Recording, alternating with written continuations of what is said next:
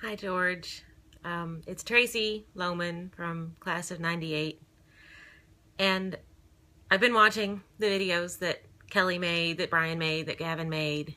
And I'm sitting here thinking, what can I say to George that I really want to say to George and would be meaningful for George. And what it is really simple. When I first started at Roanoke in September of 1994, I was a long way from home, and I didn't know anybody. The first people I met were James Guthrie and Brian Rickabaugh, who brought me cake for my birthday. But I had your stagecraft class, and I want to flip my hair. That's just for you, Lisa. I had your stagecraft class as a freshman, and I felt really out of place everywhere else on campus. And then I walked in the scene shop, and the scene shop felt like home because the scene shop felt like Dad's garage. And I found in there somebody who accepted me and who was nice and who was kind to all of the students that he had, even some of us who may not have deserved it all the time.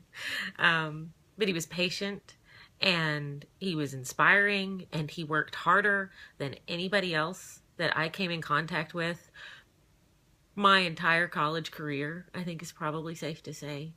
And he inspired everybody else to work just as hard. And it didn't matter if you were an actor or a director or a chorus girl or whatever.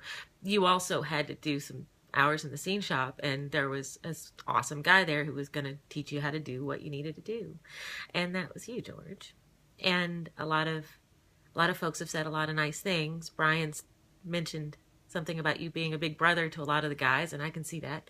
I think you were a dad away from home for a lot of the girls who started school and didn't know anybody and found a room full of tools and a guy who seemed kind of familiar and was there with a hug when you needed one and with silliness when you needed that too, and to defend you when you needed that. And some of us girls in the department I went through anyway, sometimes we needed that with a specific department chair who'll go unnamed.